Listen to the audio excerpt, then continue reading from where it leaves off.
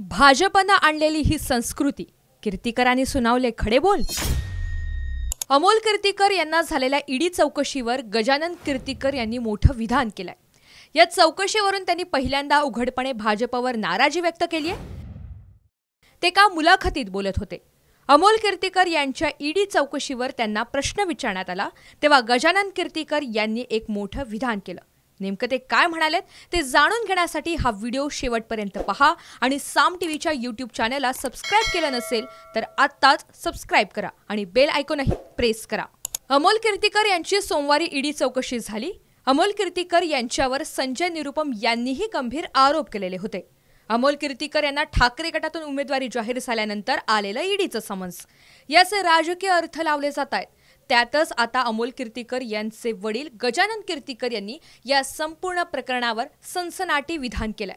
मुलाच्या ईडी चौकशीवर बोलताना गजानन कीर्तीकर यांनी म्हटलंय, ही जी पद्धती आणि संस्कृती आणलेली आहे बीजेपीनं ती घातक आहे।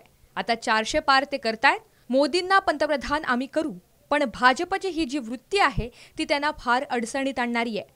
आता अमोलवर काय आरोप आहे? अमोलवर आरोप असा आहे की खिचडी सप्लाय करणारी जी कंपनी आहे त्याची स्थापना केली आहे संजय माशेलकरने। कोविड काळात ते लोक सामाजिक कार्य करत होते।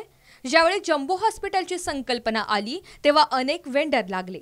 त्यात doctor, medical supply card, bedsheet आणि तेव्हा तिथल्या पेशंट्सना खिचडीची देखील गरज होती। तेव्हा संजय माशेलकर यांनी कंपनी स्थापन केली ज्यामध्ये अमोल आणि सूरज पण नाहीत। त्यांनी फक्त सप्लाय चेनमध्ये मदत केली।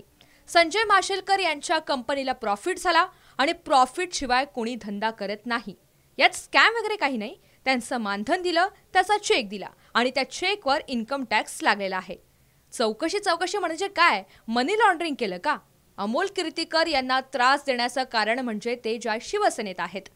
भाजप नेते सांगतात स्कॅम झाला म्हणून चौकशी होते। ईडीचे अधिकारीही सांगतात की यात काही दम नाही। इन्क्वायरी सगळी झालेली आहे। कस्टडियल इन्क्वायरीची देखील गरज नाही कारण क्रिमिनल केस नाही। काम चांगलं करतात मोदी। हिंदुत्वासाठी, सनातन धर्मासाठी 370 कलम, GST आणलं, राम मंदिर उभं केलं, पण त्यांच्यामध्ये रुबाब आलाय। सगळं मीच घेईन।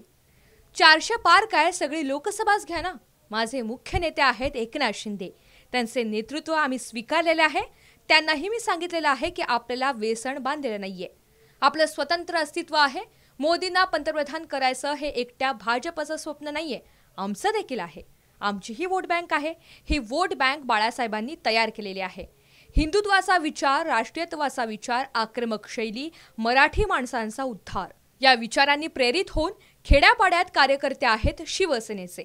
माझे नेते एकनाथ शिंदे आहेत। त्यांना याबद्दल मी सांगितलेलं आहे आणि मी जाहीरपणे बोलतोय की आमचा मान राखला गेला पाहिजे। दरम्यान अमोल कीर्तीकर यांच्या ईडी चौकशीनंतर गजानन कीर्तीकर यांनी मुलाविरोधात प्रचार करणार असल्याचं स्पष्ट केलेलं होतं। मैं नहीं लड़ूंगा।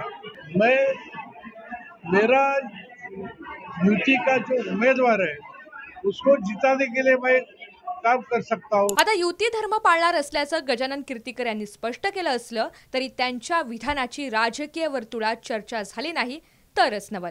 कीर्तीकर यांनी केलेल्या विधानाबाबत तुम्हाला नेमकं काय वाटतंय कमेंट करून नक्की सांगा।